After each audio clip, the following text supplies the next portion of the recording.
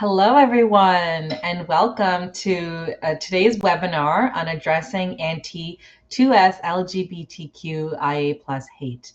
My name is Roshni Kurian, and I am the Education and Communications Coordinator at the Canadian Association of Social Workers, and I will be moderating today's session.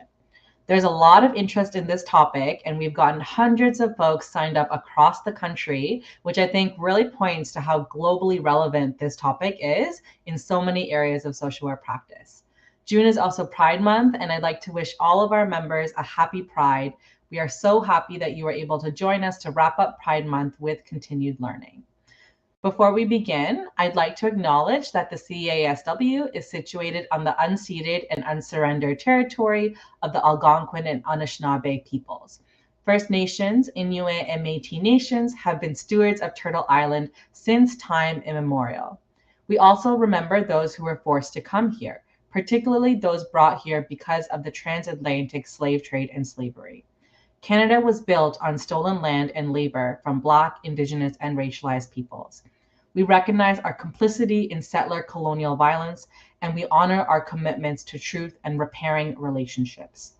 CASW is committed to engaging in training and education on reconciliation and decolonization, establishing meaningful partnerships with Black and Indigenous colleagues and organizations, implementing the calls to action and justice, and seeking reparations for peoples of African descent. We welcome you to take a moment to reflect on the territory you are tuning in from and the many nations and peoples who have cared for this land. Before introducing our presenter, I will quickly go over some housekeeping formalities. Today's presentation will last approximately 60 minutes, followed by a question and answer period. I encourage you to type in your questions at any time, and we will answer as many of them as we have time for at the end of the presentation. Please use the widget called Q&A to ask questions and comments. The recording of this webinar will be made available after this live recording on the CASW website under the Continuing Education tab. Resources can be downloaded under the resource widget on the left-hand side of your screen or present next to the Q&A. A certificate of attendance will be emailed to you at the end of the presentation. Please be sure to fill out the survey that will appear at the end of the session and can be accessed at any time from the left side menu buttons. That said, I now have the honor of introducing our presenter. Faye Johnstone is the Executive Director of Wisdom to Action, a 2S LGBTQIA plus owned and operated consulting firm, and the President of the Society of Queer Momentum, a 2S LGBTQIA plus advocacy nonprofit. She is a leading voice on 2S LGBTQIA plus issues in Canada, a prominent advocate for queer and trans rights, a reoccurring voice in Canadian news on 2S LGBTQIA plus issues, and over the past 10 years, she has trained thousands of people in hundreds of workplaces on 2S LGBTQIA plus inclusion. She's also on a chocolate bar. And with no further ado, I'd like to welcome Faye Johnstone. Thank you so much for being here, Faye. Thanks so much, Roshni, and hello, everyone. Happy Pride Month, and thank you for taking time out of what I am sure are busy days to attend this session. As was mentioned, my name is Faye Johnstone. I use she and they pronouns, and I'm joining today from unceded, unsurrendered Algonquin Anishinaabe territory, commonly known as Ottawa. I am also sitting in a Staples studio rather than my usual space or office space, so if the lighting's a little bit off, please accept my most humble apologies. Just so that you know what we're going to be getting to today, our session objectives are first and foremost to understand the context of rising anti-2SLGBTQIA plus hate, to build capacity for social workers to work in allyship with queer and trans communities amidst that rise in hate, and to explore opportunities to address rising misinformation about 2SLGBTQIA plus people. I'm trying to figure out how to make sure that the slides change. So if I can just figure it out, I hope I am doing it. But if not, if you're not seeing my sessions objective slides, oh, there we go. Perfect. We should now be good. Roshni did a great recognition of the land that we reside upon, but I always like to add in one of my own. I am joining today, as I said, from unceded, unsurrendered Algonquin Anishinaabe territory. but the Society of Queer Momentum and Wisdom to Action are both based in Chipuktuk-Macmahon, colonially known as Halifax, Nova Scotia.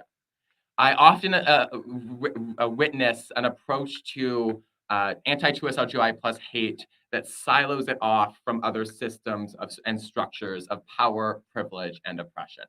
And my encouragement in our time together today is to connect the dots between homophobia, transphobia, misogyny, and of course, colonialism, racism, and anti-Black racism.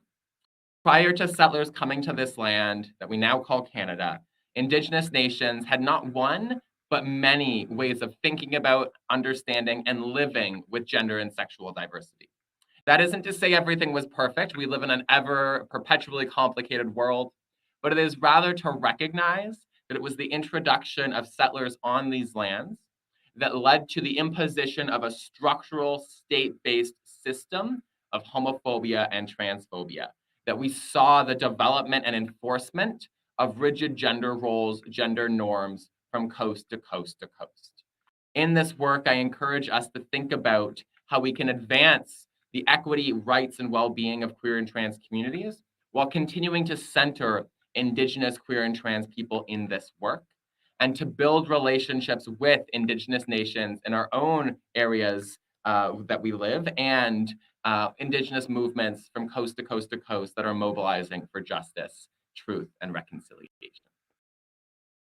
Now, to introduce myself a little bit more, as Roshni said, my name is Faye Johnstone. I am a 2SLGI plus advocate, organizer, and as I like to jokingly say, media darling these days.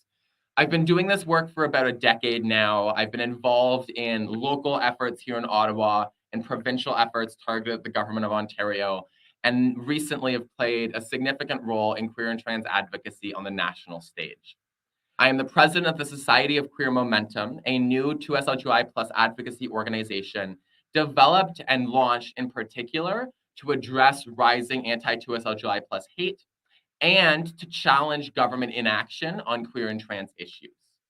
In my day job, I'm the executive director of Wisdom to Action, a 2SLGI owned and operated social enterprise and consulting firm. We work with nonprofits, governments, health and social services, and occasionally the private sector on queer and trans inclusion, meaningful community engagement, organizational development, and a whole list of other things.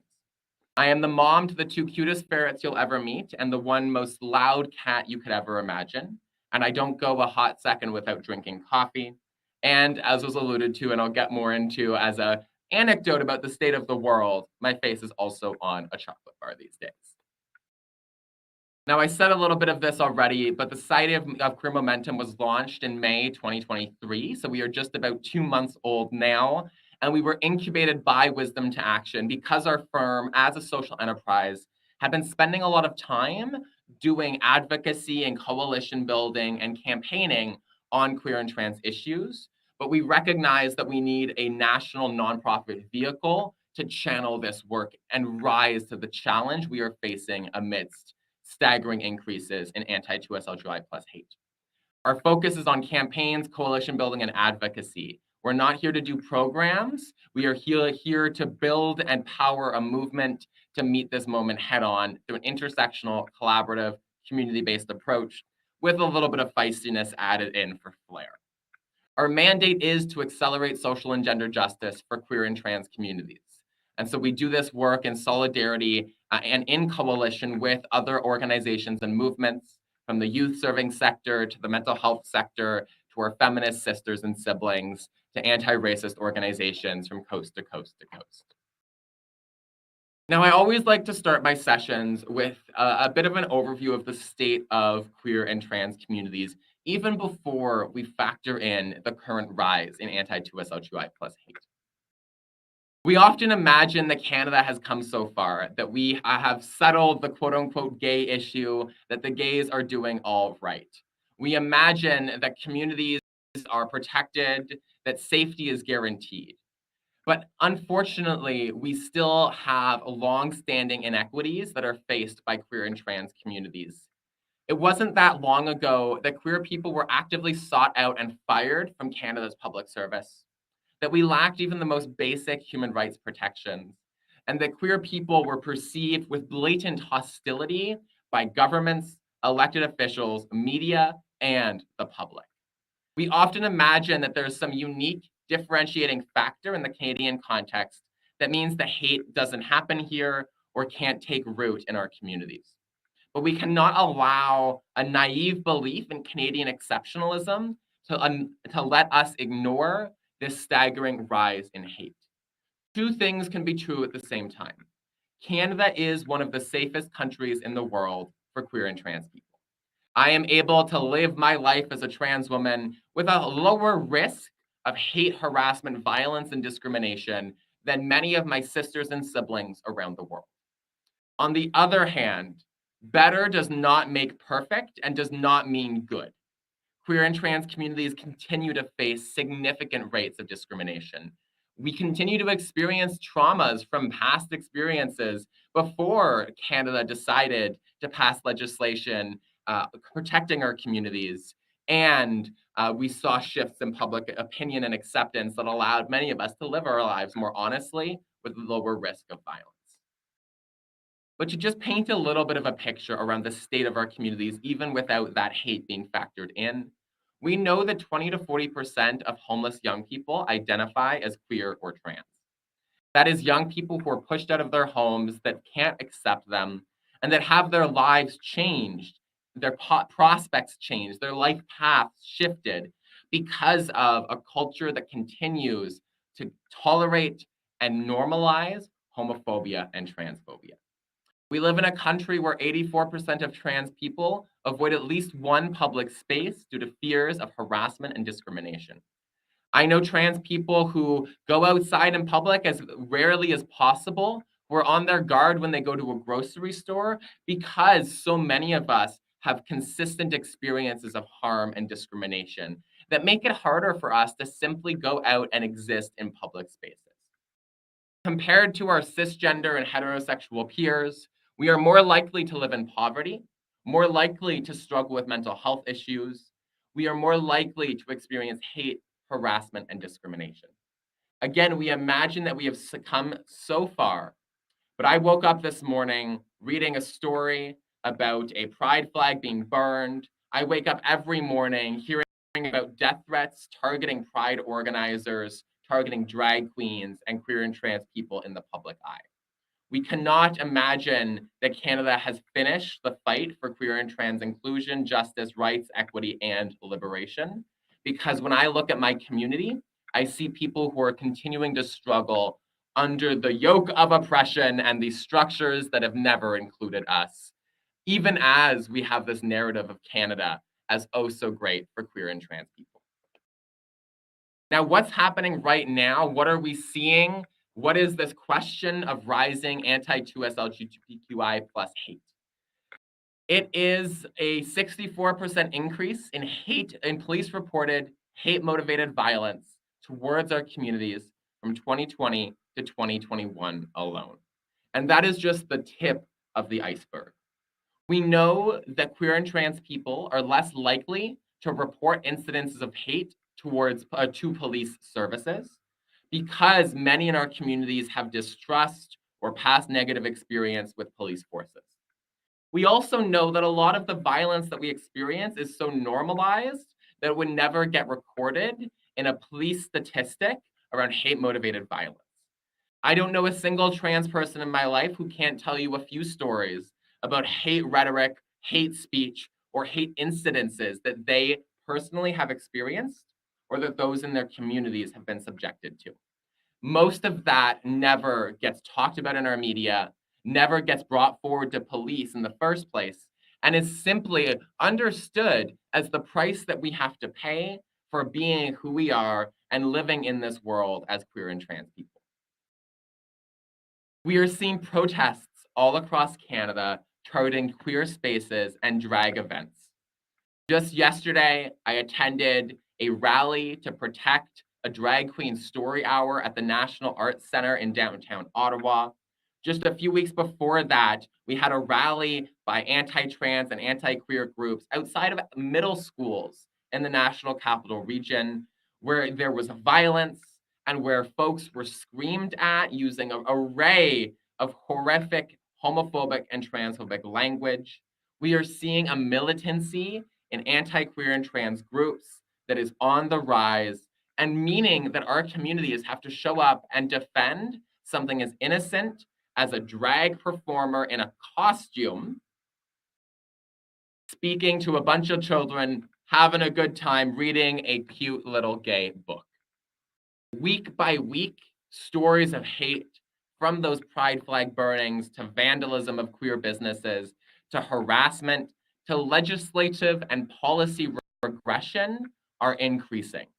The New Brunswick School Board versus the New Brunswick government recently regressed on trans inclusion in their schools and classrooms through a policy that requires parental consent for trans youth under the age of 16 to be referred to with the correct name and pronouns at school.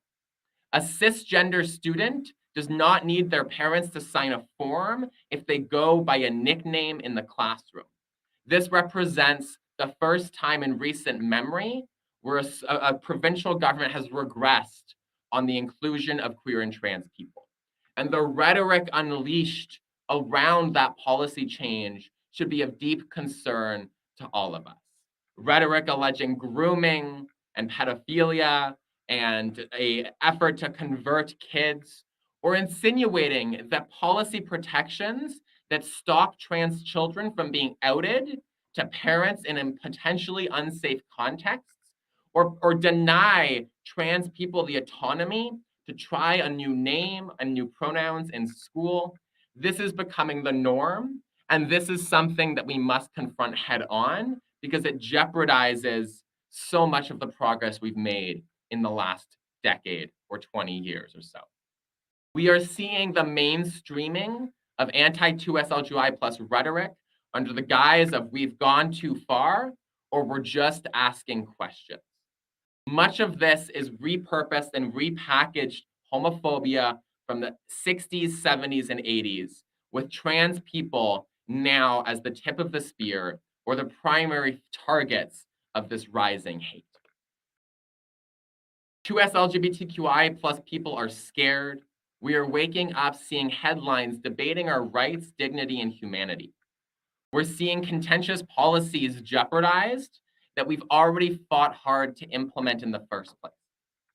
Pride organizers, drag performers, and prominent community leaders are receiving death threats, hate mail, and more. At the start of this presentation, I spoke to my face being on a chocolate bar, and so I'd like to tell you a little bit of a story. On March 1st, a campaign with Hershey's Canada went live across Canada. That campaign included 5 young women who were up-and-coming change makers within the brand of the campaign. We had our faces included on special edition chocolate bars, and we had a short social media ad on Instagram, TikTok, and various other platforms featuring each of these 5 young women. I had the honor of being one of those 5 young people and having my face on one of those chocolate bars. The moment that this campaign went live, within 72 hours, the far-right anti-queer and anti-trans apparatus across North America took issue with my inclusion in this campaign. I had Tucker Carlson with Fox News, the Fox News Syndicate Network, the Daily Wire, Ben Shapiro, Michael Knowles, Matt Walsh, and countless other figureheads of anti-queer and trans and anti-rights outlets and movements to come for me in a very targeted way. They dug through my social media to find my previous name before I came out as a trans person. They dug through my social media to find embarrassing information or anything they could spin to portray me in a negative light. They found early and pre-transition photos of me, and they unleashed these to the public in videos seen by hundreds of thousands of people. Over the course of that week, I had thousands and thousands and thousands of hateful rhetoric and messages showing up in my own inbox, in my social media mentions, in my direct messages. And I had very real fears for my safety because when some of these figureheads in the far right equate you with something dangerous, something to be vilified, There are groups and organizations that take their cue from those figureheads and mobilize and could risk my safety in a much more concrete fashion. This campaign led to thousands of articles and an international effort to boycott Hershey's corporate. That led to security guards being placed on me for 7 days straight, who went with me everywhere I was or everywhere I went because of fears for my safety. Just a month later, I traveled to Regina, Saskatchewan to speak at a award ceremony for up-and-coming women or for women change makers in the Regina community. Rebel News, one of Canada's premier far-right outlets, launched a petition literally at a website called www.firefay.ca and had more than 10,000 people writing this local women's organization trying to get me fired. They published 10 articles and 4 videos, most of which included my dead name, which they would only do as an attempt to make me feel shame and to attempt to push me out of the public light.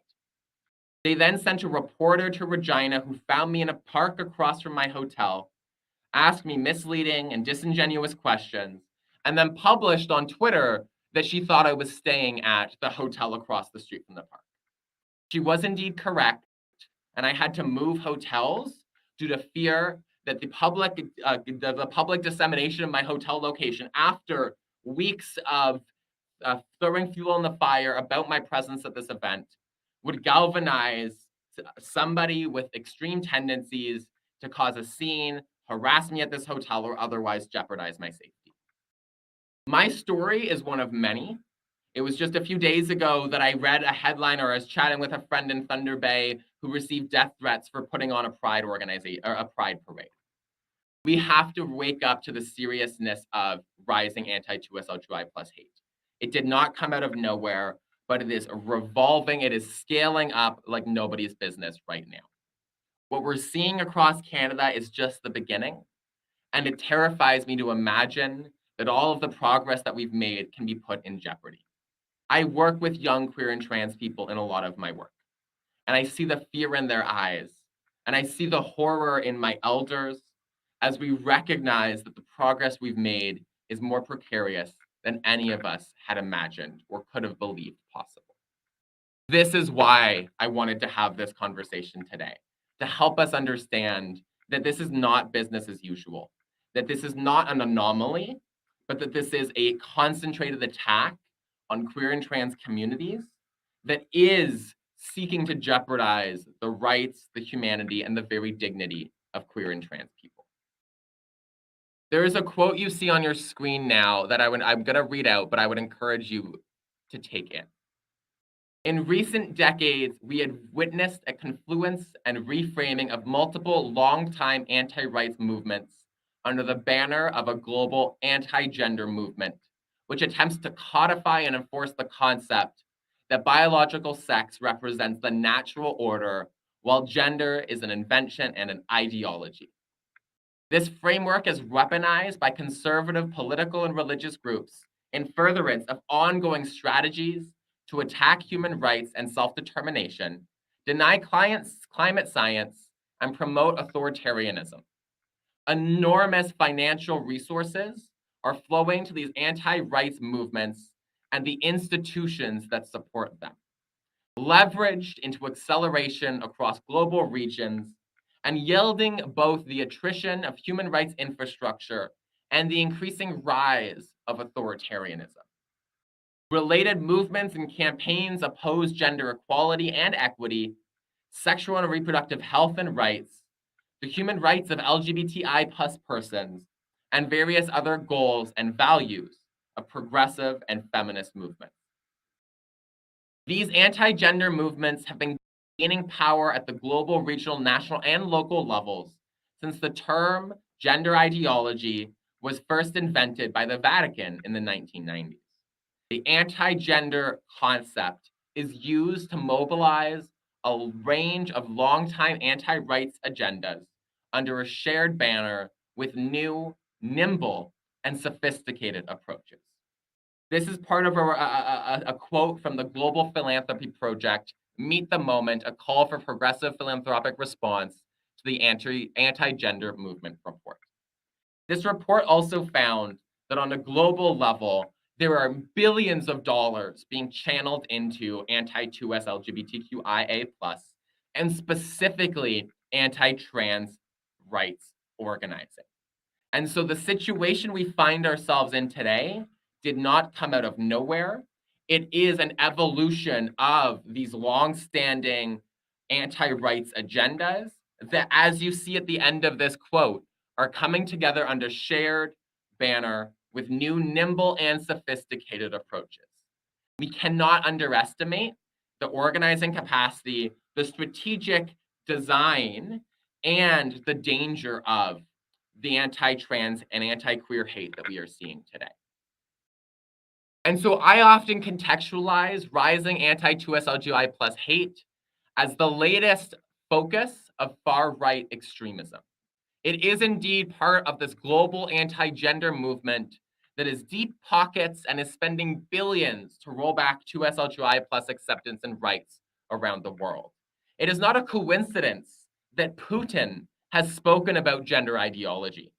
It is not a coincidence that trans people are the targets of choice of Republican far-right groups in the US and Christian evangelical groups across North America and the world. On one level, this escalation is connected to a broader rise in far-right conspiracy and extremism. Much of this began with attacks on critical race theory in the United States, where efforts to advance inclusion and address racism have now been conflated with efforts to enforce a leftist ideology and attacks on Black, Indigenous, and racialized communities. It has evolved from COVID-19 conspiracies that have recruited many vulnerable people from coast to coast to coast into a belief that the state is lying to us, into a belief that people with power pulling strings in communities around the world have duped us into some conspiracy around COVID, and that COVID-19 is not actually what we know it to be. And it has now zeroed in on trans and queer people. I live in Ottawa, in the city that was subjected to the convoy occupation. That occupation can tell us a lot.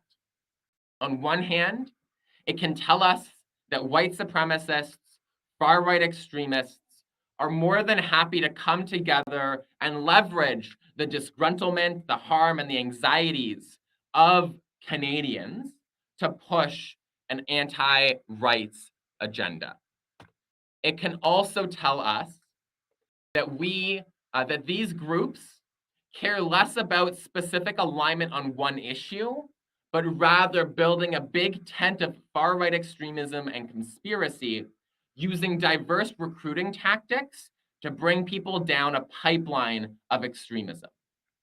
When the convoy happened in Ottawa, it was billed as truckers coming together. And there were various narratives and angles described in this event. What I saw as a trans person who lives in this city was businesses with rainbow flags in their windows being targeted, residents who had rainbow flags in their windows having their front steps defecated upon, having people thrown slurs in their faces, judged, and otherwise harassed for simply existing as themselves in public space in our own city. And so anti-trans hate, anti-queer hate is the latest focus. That isn't because the other things have stopped being an issue. We still see this terrifying surge in white supremacy. We are also, however, seeing less of a focus on the COVID-19 conspiracy angle, and much of that attention has now shifted to focus on queer and trans rights and inclusion under the guise of stopping grooming of children. When you see these protests that are taking place at drag events and queer spaces all across the country and at our schools, it is actually the same or similar actors that mobilized around the COVID or the convoy occupation and the truckers movement. It is the same people that have engaged in actions against anti-racism efforts. It is very much the same group that is pushing an anti-rights, black and white agenda in communities all across the country and the world. And so where is much of this coming from? Who is behind this rise in anti-2SLGBTQIA plus hate? There are various groups that are driving the situation we're finding ourselves in now.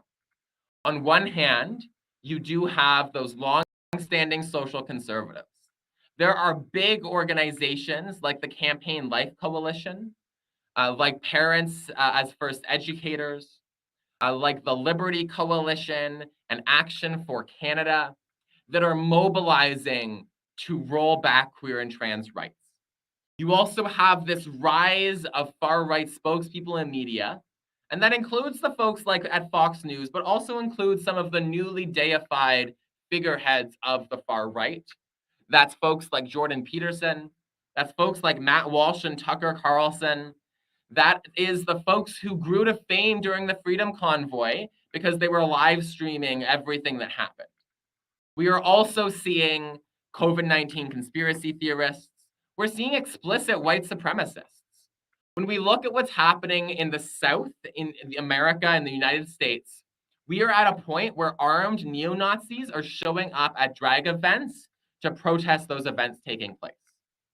We are also seeing trans people forced to flee their home states because those states have denied them basic rights protections, access to healthcare, and threatened to take trans and gender diverse kids away from supportive families. We are also seeing the emerging of what we often call gender criticals, which is an evolution of historic anti-trans pseudo-feminist groups that have increasingly cast aside any affiliation with any kind of feminism and now fixate on the concept that trans people's rights and protections represent a threat to women's rights. This creates a narrative lens that social conservative and far-right groups can use to describe their efforts as about protecting women, girls, and children in a context where they deny the humanity and right to protection of trans and gender diverse kids. We often imagine that anti-queer and anti-trans groups or the anti-trans homophobes, transphobes, that they're just your great-grandparent or your uncle who hasn't got with the times. There is undoubtedly a layer to that. There is some accuracy to that. That is one that acknowledges that homophobia and transphobia are not a new thing, that our society has ongoing anxieties, fear, and stigma around gender and sexual diversity, but it does a disservice to the strategy behind anti-2SLGBTQIA plus movements. These groups use well-refined narratives that take complex issues and paint them into a black or white scenario. They use isolated examples of trans people engaging in harmful behavior to depict an entire community as dangerous. There are trans people who have done some horrible things. There are also straight and cisgender people who have done some horrible things. Individuals do not represent whole communities. But the far right and anti-queer and trans groups use isolated, statistically irrelevant cases of trans and queer people engaging in inappropriate or harmful behavior to portray a whole community as a threat to women, girls, and to principles of free speech. These strategies and approaches are part of a well-refined playbook developed in Southern United States. It is a playbook that starts by leaning into a narrative of protecting children, women, and girls. It is one that is also dependent upon an idea that the world has gone too far, and one that portrays queer and trans people as a danger to social norms, values, and people. They create black and white arguments in contexts meriting great nuance.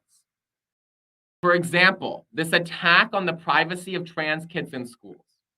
I am the first to say that parents should be as involved as possible in the lives of their young people. Parents have an integral role to play in the development of healthy youth, of healthy adults, ready to navigate a complex world. And parents have every right to raise their children in alignment with their values and belief systems. On the flip side, trans and gender diverse children, just like all young people, deserve space to be themselves, to explore who that person is, and deserve safety and security and acceptance for who they are in every classroom, in every school. And while parents need to be involved, we must recognize that many trans and gender diverse young people are either not ready to come out at school and should not be required to, are not ready to come out at home and should not be required to do so in order to be respected in schools and classrooms. We can also recognize that despite the progress we've made, 20 to 40% of homeless queer and trans people or young people, 20 to 40% of homeless young people identify as queer and trans, often because they've been rejected from their families and are no longer safe in their homes. And so if we balance both the rights of parents to be involved, the safety and autonomy of transgender young people, it is a reasonable intervention to ensure that trans and gender diverse people can be out as their honest and authentic selves in our classrooms without requiring parental consent. We do not require parental consent for somebody to change a nickname. We do not require disclosure to parents if a young person starts dating another young person in their classroom. Schools are not police. Schools are not mandated to monitor every single thing in a young person's life. And so these attacks on privacy protections for trans young people constitute an overreach of our governments that puts transgender young people at risk because it may result in somebody coming out to their parents before they're ready to do so.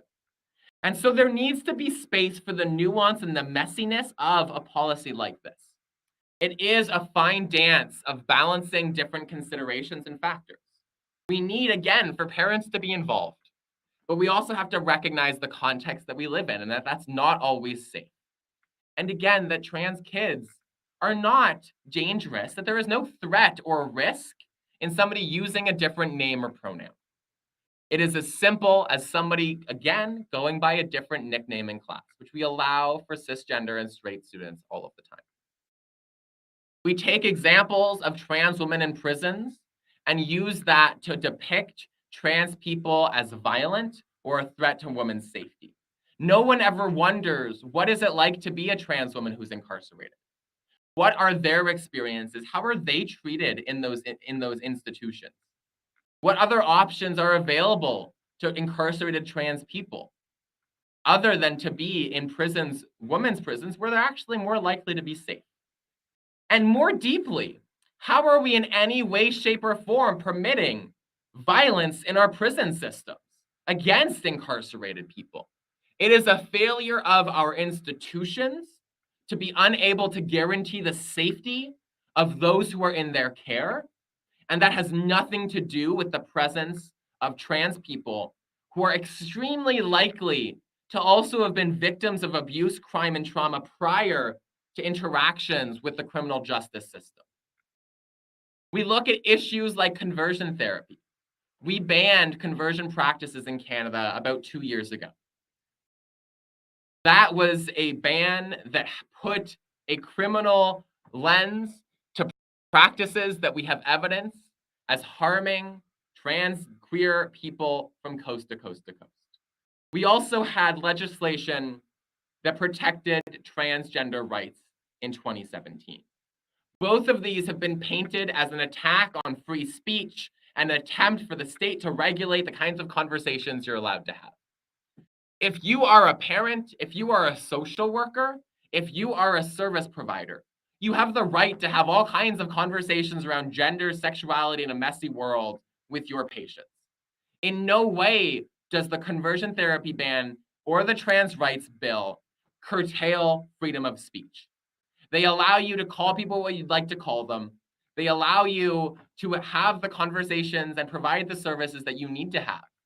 But all of this has been constructed by far-right groups and anti-queer and trans groups into an attack on fundamental principles that queer and trans communities have long stood behind.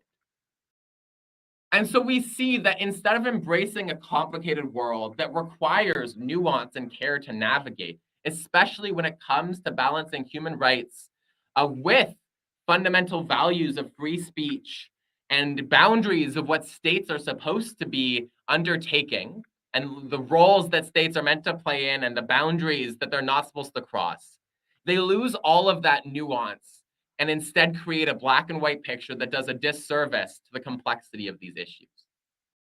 We also see them leveraging this idea of a cancel culture to construct themselves, despite their multi-million-dollar revenue streams and their platforms to millions of people around the world, as being canceled. One of my favorite ironies is that in January 2023, I was part of a group in Ottawa that published a letter asking a local venue, a private corporation, to cancel a speaking engagement with Jordan Peterson, citing worries about the rhetoric that he uses. I can bring you some examples. You can look at his Twitter feed to see some great examples of the rhetoric he leverages. We were demonized in the media.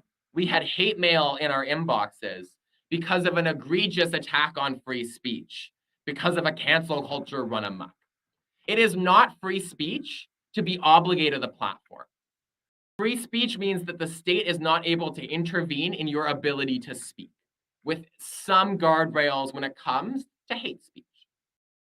We have the right in exercising our freedom of speech to criticize public or private institutions that are profiting off of speakers that we believe promote rhetoric that is harmful.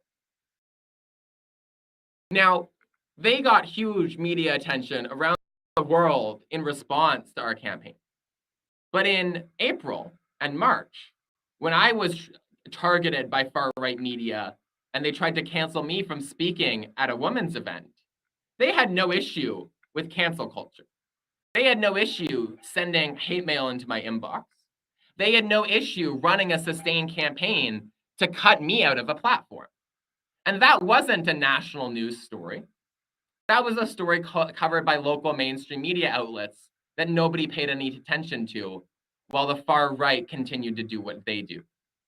And so there's an irony there where those who have access to power and privilege frame everyone else as canceling them, whereas those of us who are doing rights-based work and advocacy who don't have access to these outlets, who don't have access to these millions of dollars and aren't making money off of the work that we do, where we are cast and portrayed as a threat to free speech when we have nowhere near the platform to be a threat to anyone. Now, I feel like I'm going a little bit off topic here, so I'm going to bring us back to it. What is at stake with this rise in hate?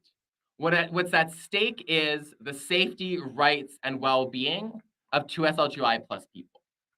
When they demonize trans people, when they portray us as predators, as dangerous, as groomers, and child abusers, it encourages everyday bigots or bigotry to enact violence against us. It creates a narrative where you perceive trans and gender diverse people as dangerous to children and young people. And that idea of protecting children is one that we can all get on board for. We need to protect all of our young people. But when they use that value and then tie in queer and transness as a threat to children, it means that we're going to be more likely to see acts of harassment in our public spaces. It means we're going to be more likely to see individual radicalized people taking power into their own hands and engaging in acts of violence against queer folks. It means the reimposition of gender roles and norms. It means if we have a world where there's greater hostility towards gender nonconformity, towards trans and visibly trans people, that means that masculine women, feminine men are going to be mistaken for us. and more likely to be targeted. There's going to be more scrutiny around people who don't walk in gender norms to the same extent that others might. The attack on trans people is also the leading edge of a broader effort to roll back inclusion for many. What I mean by that is, first, when they're attacking inclusion in schools under the guise of grooming and gender ideology, they're not just coming for the education on trans identities. They're coming for all queer and trans education writ large. When they're attacking drag, they're not attacking just the trans people or the queens. They're sending a message about what kind of conduct, what kind of person is tolerable. And that is one that is nothing less than an attack on a vibrant expression of queer culture that has been around since the 70s. When they target our healthcare and our privacy rights in schools, those privacy protections came from efforts to make sure that gay students and teachers were not outed in their communities or to their families. That is what is also at risk here. We cannot perceive this rise in hate as just about transness gone too far, when it is the first step of a targeted agenda that cares not about the detail of your identity, but about the society that we live in and what is tolerated as acceptable versus unacceptable behavior. They are coming for the principles of bodily autonomy, respect for diversity, and human dignity. Bodily autonomy means that we have the right to access healthcare that we need. If they can tell trans people that we're not allowed to access certain forms of healthcare, that those forms of healthcare should not be provided to us, they can create a context where it's easier to argue against access to abortion for women and gender diverse people. If they can successfully demonize queer and trans people and gender nonconformity, they set the stage to more easily do that to other groups. Efforts to attack our communities are part of an effort to remove our humanity, to remove the fact that most queer and trans people are just trying to live our lives, to be our honest and authentic selves without being harassed. And when that is denied, when we as a society permit one group to be cast aside and stigmatized, it facilitates the stigmatization of the next soon after. So what can we do? What do we do about this rise in hate, about all of the issues that we're seeing around queer and trans people's acceptance and inclusion? We can continue to do what I hope you're already doing today. We can advance inclusion within our own work and our own workplaces. I don't expect everyone to be an expert on gender and sexual diversity. These are complex topics. These are issues that we are taught and that we internalize each and every day. You don't have to have all of the answers, but you can try to learn more about gender and sexual diversity. You can approach queer and trans identities and experiences with humility. Again, we don't expect you to know everything, but we expect you to have an approach to practice that recognizes structures of homophobia and transphobia in the world around us, and that recognizes that gender and sexual diversity are just another element of human diversity, that they are not bad, that they're not a threat. We can advance inclusive practices and policies within our workplaces. That's simple things like introducing ourselves with our pronouns at the start of a new session. That's having an awareness of local queer and trans services and supports that you can refer service users to.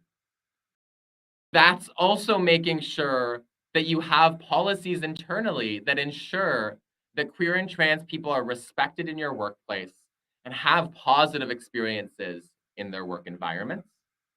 It's things like having a chosen name option on your intake form, having the use of gender neutral language be the norm in your work environment, putting up a rainbow flag, putting up a rainbow sticker. It's having gender neutral bathrooms. It's all of that that goes into making sure that when folks from queer and trans communities walk in your front door, we know that we're welcome there. Folks often forget the history of health and social services and of social work when it comes to queer and trans communities. It was not that long ago that we were understood as a pathology, that we were a problem that health systems had to fix. It was not that long ago that conversion practices and practices that on the cusp of conversion therapy were tolerated, if not normalized, in our institutions. It is still to this day a reality that most queer and trans people have had a negative experience with a health or social service provider. And so that's not fun for y'all.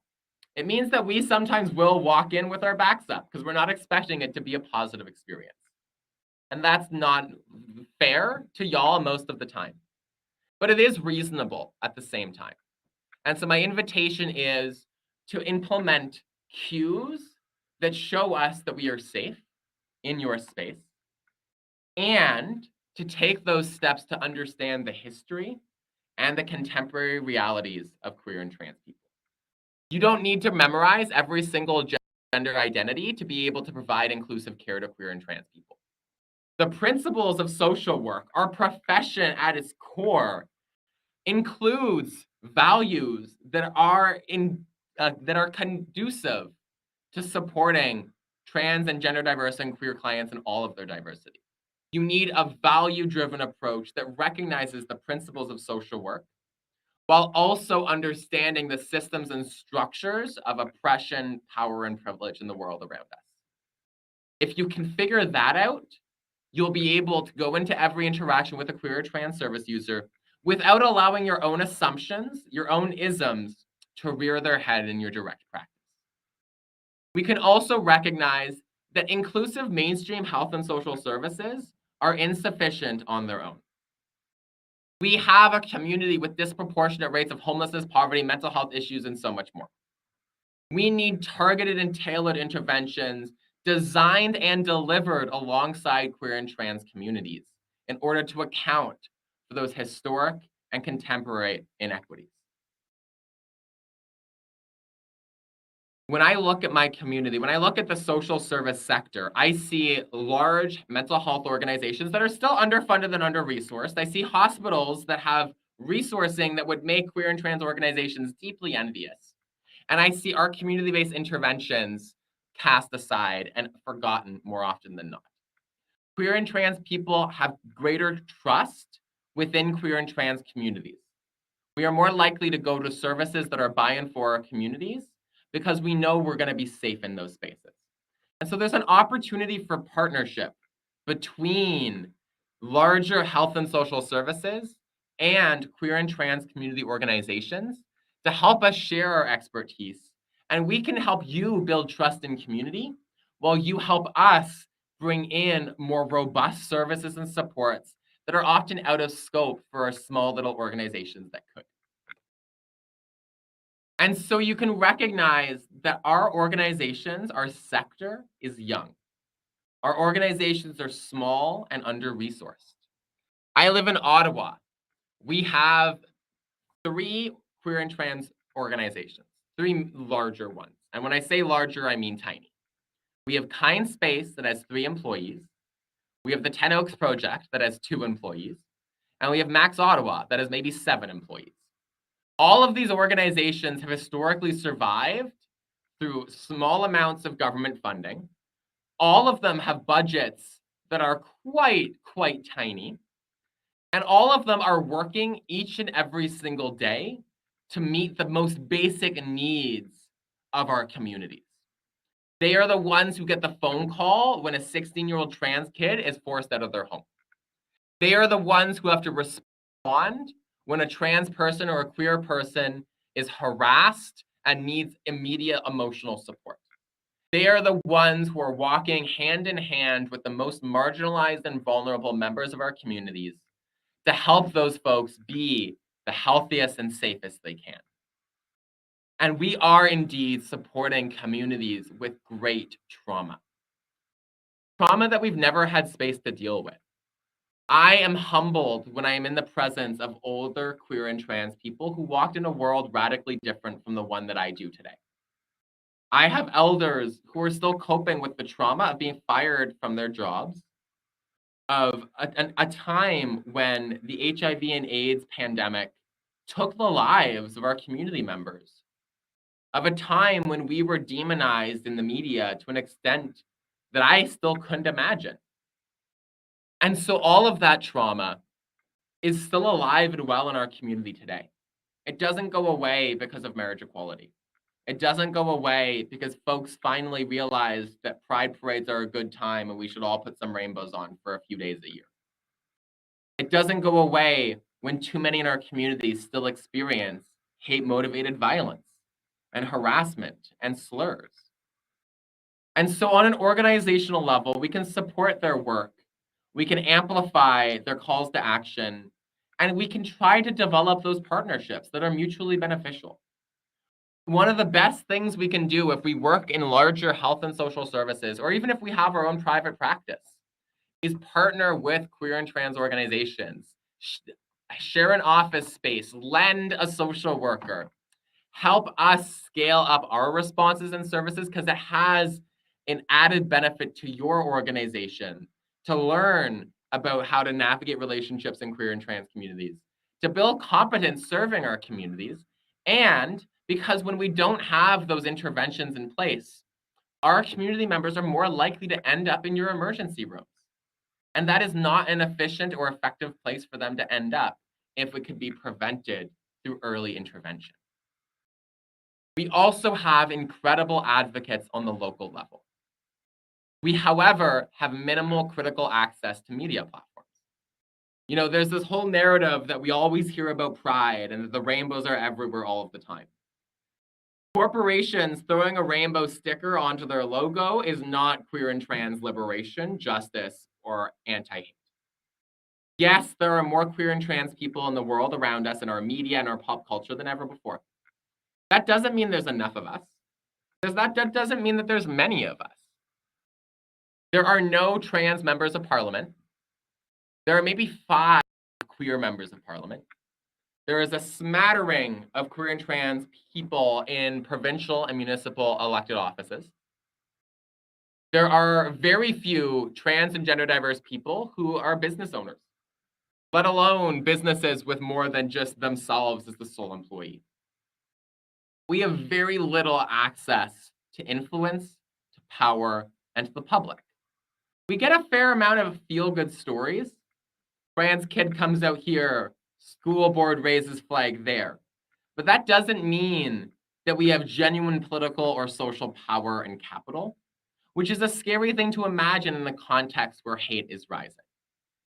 And so you can amplify the calls to action, the advocacy, and the organizing of local queer and trans advocates. You can strive to bring them into spaces we've been traditionally kept out of. And you and your colleagues can be there with us on the front lines as we defend the places and spaces that we have carved out for ourselves.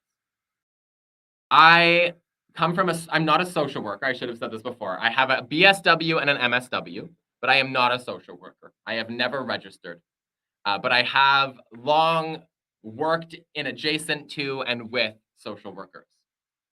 My school was Carleton University, where we bring a structural lens to social work practice.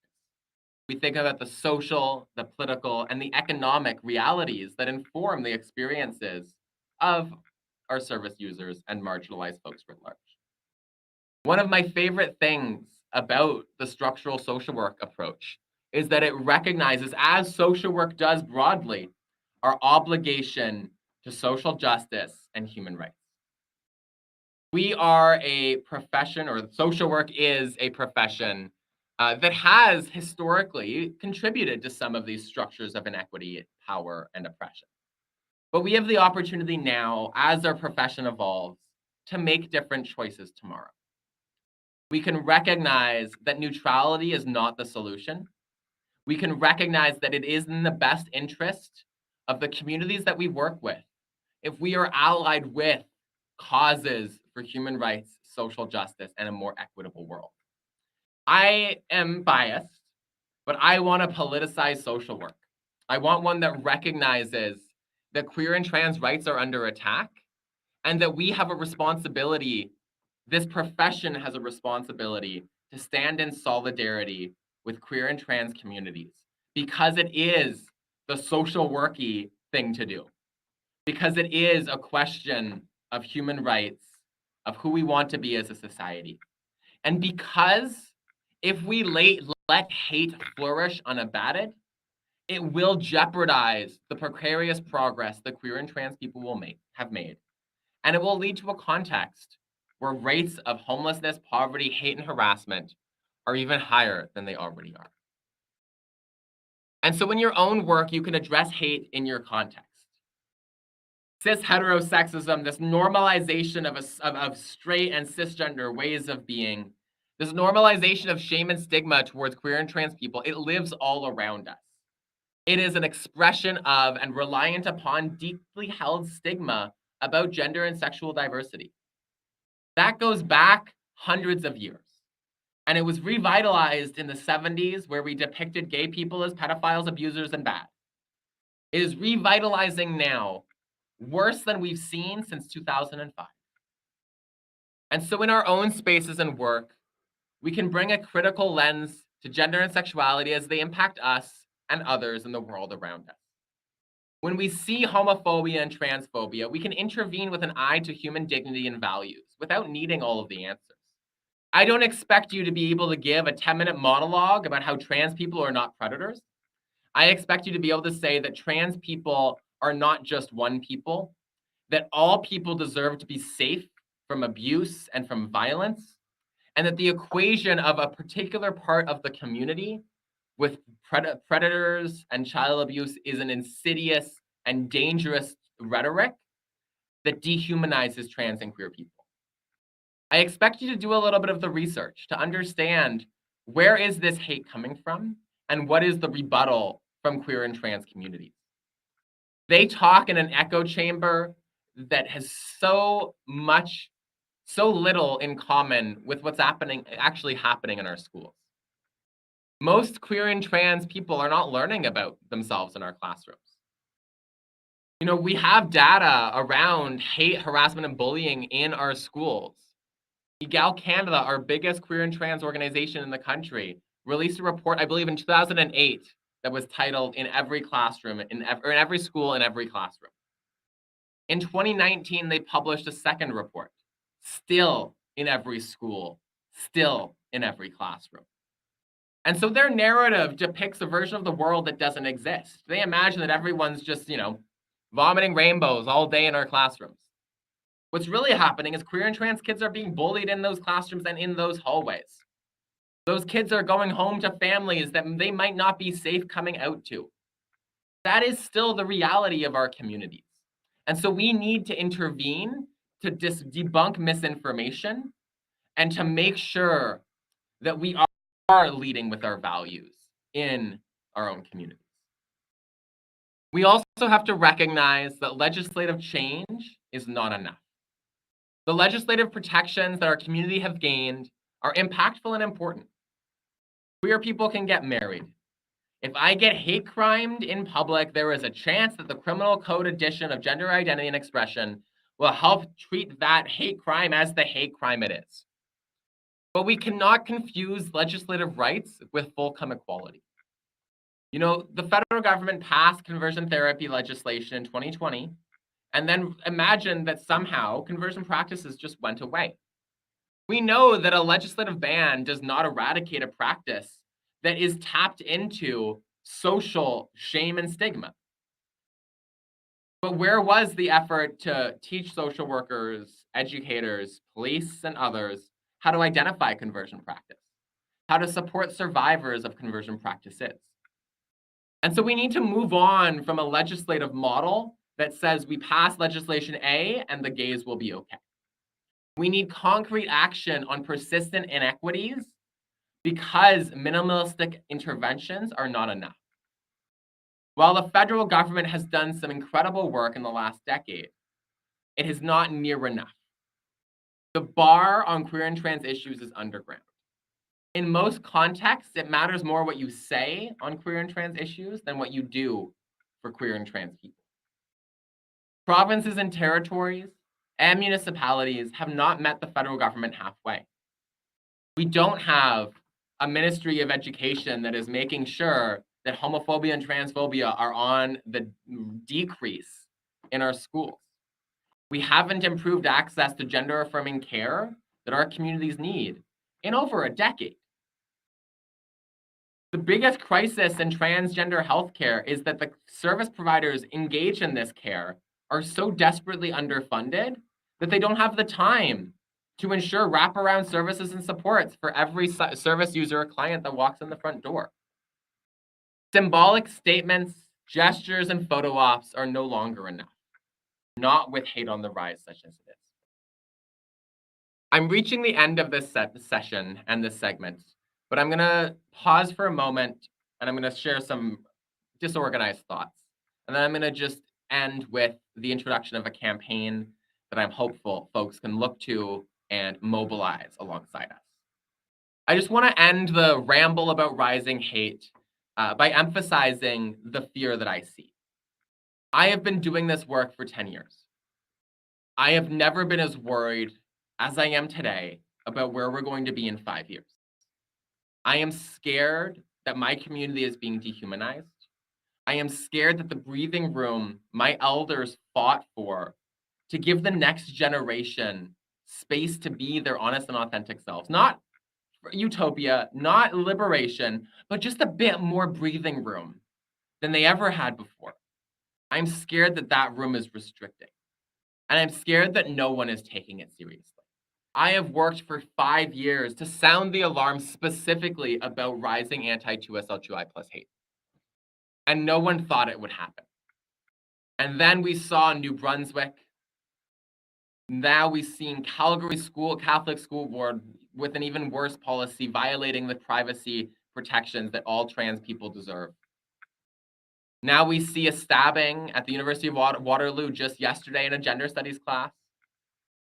Now we see trans and queer people in prominent positions with platforms receiving death threats as if it's the norm.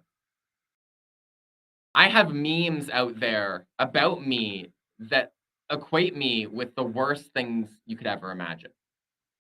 I have caricatures of me that depict me in horrible lights. I am waiting every day for this violence to get worse in my own life. We're coming up on Pride season in Ottawa. I'm going to be all around the city doing events and speaking engagements, and I'm scared that someone's going to assault me in those places. And we're not ready for this. We didn't ask for this, and we are not living in the world that far-right and anti-queer and trans groups imagine we do. My community is still simply struggling to survive. And we're now seeing the very minimal gains that we've made put in jeopardy. And we're seeing this resurgence of hate that is indeed dehumanizing us and denying us dignity. For the first time in my life, I have trans people opting out of any kind of public engagements because they're scared of the risk. There is a chilling effect underway right now where we're less likely to speak out because we're scared about what will happen. We're being called groomers and child abusers and predators every day. And all of that rhetoric is encouraging people to act on their homophobia and their transphobia, people to be scared of people like me. We are not a threat to anybody. We are a community that simply wants to live our lives, and we would love to live those lives without structural disadvantage, meaning that most of us live those lives in poverty. That is not an unreasonable ask, and we need to come back to the principles, again, of rights, dignity, decency, and humanity. And so now I'm going to shift gears and talk about a campaign that the Society of Queer Momentum launched soon after we came about as an organization. This is the Act for Queer Safety campaign. We developed this campaign alongside advocates and partners and allies across the country. Organizations like Egal Canada, the Canadian Labour Congress, and indeed the Canadian Association of Social Workers have signed on to this campaign. calling upon the federal government to address rising anti-2SLGBTQIA+ hate. Because this hate is on the rise, because these protests are targeting our spaces, because governments aren't taking rising hate seriously, and our window of opportunity to act is shrinking every single day. We are not far from a world where trans people are harassed even more than they already are. We're not far from a world where neo-Nazis are showing up at every drag event and denying us access to those spaces and making our community celebrations into controversies. Our campaign calls on the federal government to implement 6 actions. To address a special representative on addressing and preventing anti-2SLGBTQIA+ hate, to fund our queer and trans community organizations to address hate and misinformation, and in particular to make sure pride organizations and other event organizers can address rising safety and security concerns. Because small little pride organizations that are volunteer run are dealing with neo-Nazi protests. And they aren't ready to tackle those issues. They aren't ready because we haven't had to do this in 20 years. We're calling for the government to publicly and unequivocally condemn rising hate and reaffirm this country's commitment to our communities. To appoint a special envoy on international LGBTQI+ rights. Because what's happening in the US, in the UK, in Ghana, Uganda, and Italy are not isolated anomalies, but part of a global anti-gender movement that merits a global response Canada needs to play a part in. To ensure that when the federal government implements their National Action Plan on Combating Hate, which is due in a few months, that queer and trans communities are meaningfully included and rising hate towards us is centered to a significant extent within this action plan.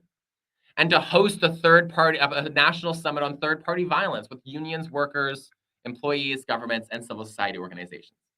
Because when they attack a drag story time, it's not just queer and trans people that they're targeting.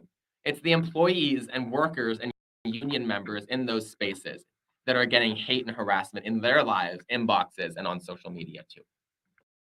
Since we launched the campaign, over 100 community campaign partners have come on board across the whole spectrum of organizations, from businesses to Indeed, Canadian Association of Social Workers, Canadian Association of Mental Health, to countless others. We've mobilized with the hashtag Act for Queer Safety. We've sent an open letter to the Prime Minister, Minister of Women and Gender Equality Canada, and the Canadian Pride Caucus. We've engaged media interests from across the country, and now have had over 3,000 people sign our petitions. We've been mentioned in the House of Commons. Dr. Hetty Fry, who's one of the strongest allies we've got, who's been in the House for literally decades, called upon parliamentarians to be on guard and act for queer safety. We have had some success, but hate is escalating at a staggering rate, and we have not reached the critical point our campaign must. I am terrified this Pride season I'm going to wake up to see something that I'm going to wake up and see a story about a trans person assaulted at a Pride event. I'm waiting to see, in fear, the moment that this crosses a line, and I don't want us to have to wait that long to take this hate seriously. We've had some good success, but it is not to the scale that we need. Anti-trans groups have more money than we do. One of these organizations, Action for Canada, raised $700,000 in 2022. That's not money that's going towards peer support and counseling programs. That's money that's going towards anti-queer and trans advocacy. Now, we have some bigger queer and trans organizations in Canada. And as the far right likes to say, they get some good government money. We cannot confuse government funds that allow for the provision of services and completion of particular approved activities with a robust response to a hate movement. On advocacy, we have very few resources because a lot of folks tapped out when marriage equality happened, and we're a small community, and a lot of straight folks don't actually care to volunteer or financially support our organizations. And we haven't had to fight like this in a long time. We haven't had a public battle in a long time. The trans rights fight in 2017 was tough, but we were fairly sure we were going to win from day one. We had resourcing, we had the narrative. It was we need to protect marginalized trans people. Banning conversion practices is or should have been a given. That wasn't a big, difficult fight. It was messy, but we were expecting to win. And so it was more of a, what is the devil of the details and what legislation language is included or not. What we're seeing right now is a public battle not akin to anything in my adult memory, and probably best compared to the early 2000s when we were leading into the marriage equality battle. Actually, probably best compared to the 80s and 90s when we were pushing for marriage equality, and we were seeing a well-resourced, robust opposition to that. It is not business as usual. And we are getting ourselves ready for a fight that none of us were expecting, that none of us as a society are ready for. And so my invitation to you is not to bill our advocacy campaign as a silver bullet solution. It is not. It is one of many endeavors, one of many initiatives that we are undertaking and that we as a society need to undertake to address rising hate head on. Nonetheless, the specific calls to action aside, this campaign tells the federal government that they must take rising hate seriously, that we need to recognize this hate as the threat that it is. And so I encourage you to go to www.actforqueersafety.ca and sign our petition to the federal government. Share our call to action on social media, within your workplace, and within other networks. We cannot tackle hate alone. We need our allies and our sibling sectors to work with us. Engage within the Pride season. If you are marching in Pride, bring our campaign pictures and posters with you. Strengthen your outreach to local organizations and partners. There is so much that we need to do. As I come to a close, I want to say thank you for letting me ramble. I feel like I was a little bit more disorganized than I often am. I usually do gender and sexuality sessions, but I haven't done an hour and a half on hate in a long while because it hasn't been necessary. But please, my closing message is show up locally and connect the dots to this fight nationally. Be there to defend drag story hours. Be there to support queer and trans people who are experiencing that hate harassment and are showing up with the emotional impact as they walk in your front doors. Be there with us in a fight for social justice, in a fight for the health, equity, humanity, and dignity of queer and trans people. Thank you so much. It's been an honor and a pleasure, and I believe we have time for some questions.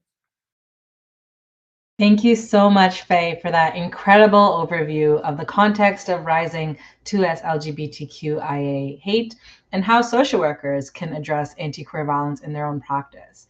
You've delivered an incredibly powerful testimony, and I really want to thank you from the bottom of my heart for your incredible bravery and tenacity to do this work and lay down the foundations for future generations to come. You are a rock star. You are incredible. Thank you so much. We do have time for a few questions from audience members, and there are quite a few who are quite eager to ask away. And so let's get started. So this first question is it's a two-part question from a school social worker. And they're wondering if you have any advice for them as a school social worker in rural Nova Scotia, attempting to bring back Gender and Sexuality Alliance in the high school they work in. Students are scared and worried about hate for their fellow students, but they so badly want their queer students to feel comfortable in their own school, especially with them as their school social worker. So their question is how to support their students, but also how to support their 2SLGBTQIA plus staff members who are hurt, scared, and struggling with the uprising of hate or the lack of care in the school administrators that they work with. That is a phenomenal question and a complicated one. I would say on one level, bringing back a GSA, GSAs are phenomenal vehicles to change school cultures. We know from evidence collected in BC that they increase inclusion in the atmosphere and actually have a positive impact on the mental health of all students, because comfort around gender and sexuality, conversations around queer and trans identities often allows all of us to be more honest about ourselves in a world that often assumes or encourages men and women to be and act in certain ways. I think my advice to you would be to start with some of those symbols that can help change a school environment. That can be recognizing Pride Month, putting up a pride flag somewhere, and trying to create a bubble in your own context that cues to your students and peers and and folks in the school that you are safe to them. To try to bring others along with you, even if it's as simple as putting up a little pride sticker at the entrance to your guidance counselor office or wherever you're hanging out. I think working with your school administrators to identify other supports and resources, you don't have to be alone in this. There are organizations like the Canadian Centre for Gender and Sexual Diversity and like EGAL Canada that can come in and provide training, support, and education. And then a lot of it is about creating a context where students feel comfortable enough to step forward and participate in the GSA. That can be, again, finding that one student who's keen to start it. And if you can get them on board, you'd be surprised at the ripples it can create. And so I think those are some of the ways that I would go about advancing this work in your school. But just lean in and keep doing what you're doing. And that in and of itself helps shift a school's environment. Amazing. Thank you. The next question is related to the rhetoric of protecting children. So you've spoken about this a lot in your presentation, and it's a commonly heard justification for the increase of anti-2SLGBTQIA plus policies in education and healthcare. And I'm wondering historically, where does that disturbing rhetoric actually come from? Because it's age old, right? Like we've heard and it circles back in our lexicon like time and time again. So where does that actually come from? And what can social workers say in response to that rhetoric and that misinformation when we're faced with those comments in the moment, in person? Like, how do we respond to that? And try to shut that down and not let it grow any further. Oh, Lord, that's a big one, and a good one. So where does it come from? I'll start there. Grooming rhetoric, depiction of queer and trans people as pedophiles and predators emerged in the 50s, 60s, and 70s at a time where homophobia was the norm. And it was largely depicted and targeted at, it was developed by anti-gay organizations to jeopardize efforts to include gay people in schools and classrooms. And so a lot of it was constructed off of the idea that gayness and queerness and transness are inherently sexual in nature. That if you're a gay person, you're walking around thinking about sex every single second. And so it's reliant on old school ideas of how gender and sexuality work.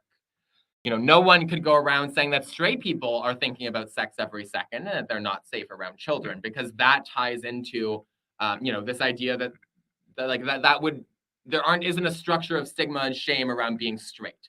And so they can leverage anxiety and ignorance.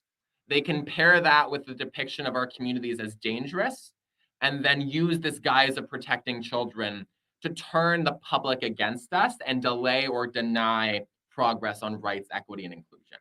It very much was used to say we cannot have gay teachers because they're trying to recruit kids, that we should be outing gay people to their workplaces and families. And that was actually something that was done. Police would go to gay bars and publish the names of people there under the guise of protecting the public from gay people. And so it's rooted in that. Now, how we address it now is a different kind of a question. I think first, the common things are that schools are grooming children through gender ideology. I usually contextualize that in data around violence in schools against trans people. Most trans and gender diverse kids still hear slurs, homophobia, and transphobia every single week in their classrooms.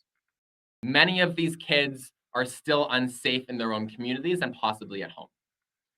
We do not actually do much education around gender and sexual diversity at school outside of usually grade 9 health education. And then during Pride Month, where we talk about the importance of respecting diverse genders, sexualities, bodies, and families.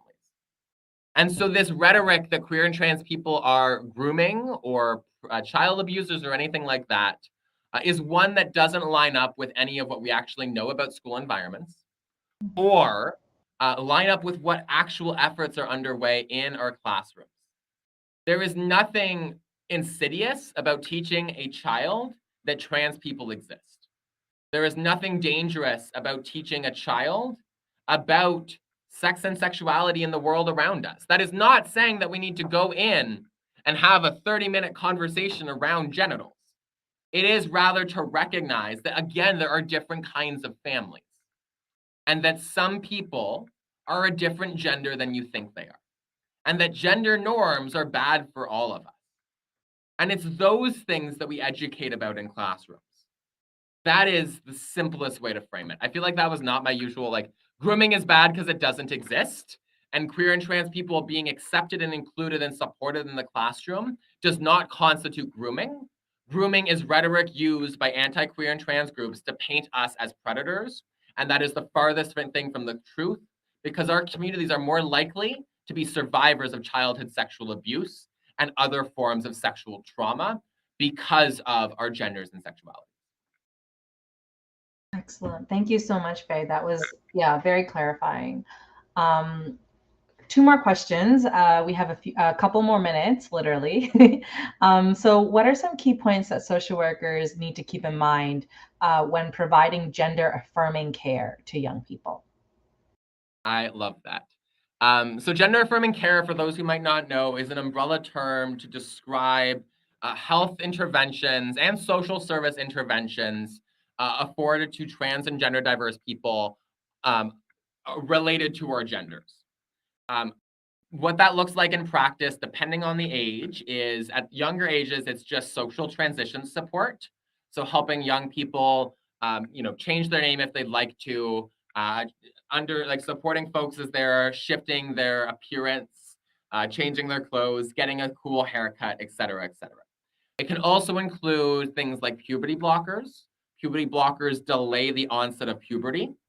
If a trans young person does not want to go down one route, it can allow a delay so that when they reach an appropriate age, they're able to access hormones that would give them the right puberty in their context. It also includes, again, those hormones, so hormone replacement therapy, either estrogen or testosterone, so masculinizing or feminizing, and then can also include medical interventions at later ages, such as breast removal or genital reconfiguration. The biggest things to know around gender affirming care is that the intention is never to be prescriptive. It is always to allow patients to guide their journeys and to be there to support them through that journey. It is not about saying, here are your hormones right away.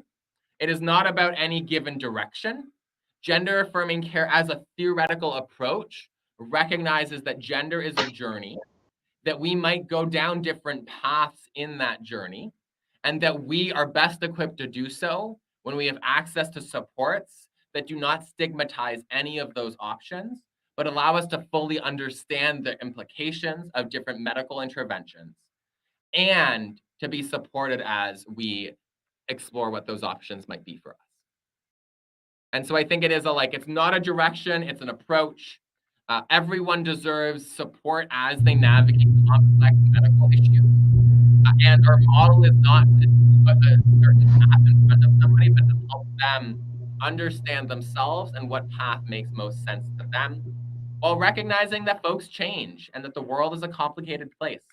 I have trans friends who've gone on hormones for many years and then realized that they were fine without those hormones. I have other trans friends who changed their name and then realized that it wasn't the right thing. I also have many trans friends who probably would not be here if they didn't have access to gender affirming healthcare. And so we need a nuanced approach that lets people make the best decisions and get access to the healthcare that we need without creating more stigma around those forms of care. Excellent. Thank you so much. And the last question, do you have any suggestions for avenues for allies to listen and learn from queer and trans voices or advocates? Any social media accounts, books? You've mentioned quite a few organizations already. Yeah, just anything for social workers to understand, books or resources to understand more about 2S LGBTQIA plus challenges. Absolutely. So first and foremost, you can follow me on Twitter at Faye Johnstone, and you can follow my organizations at Wisdom Number 2 Action on Instagram and Twitter, or queer.momentum for the Society of Queer Momentum on Instagram, or Queer Momentum on Twitter. In terms of other folks, I always encourage people to go to Kai Cheng Tom. Kai Cheng Tom is a former social worker who worked with parents and trans young people in Toronto. She is one of the most brilliant voices our community's got. And she's much better. Like, I am activist first, health world person second.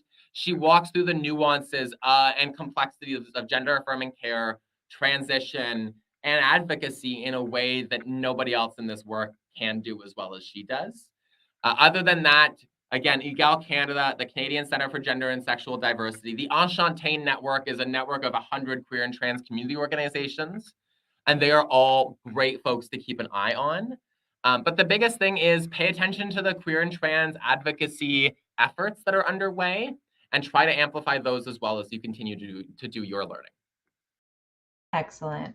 Thank you so much, Faye Johnstone, for this incredible webinar. I know I learned a lot today, and we've received many messages of thanks from our members. So thank you on behalf of the Canadian Association of Social Workers for joining us here today and for helping us learn more about these issues.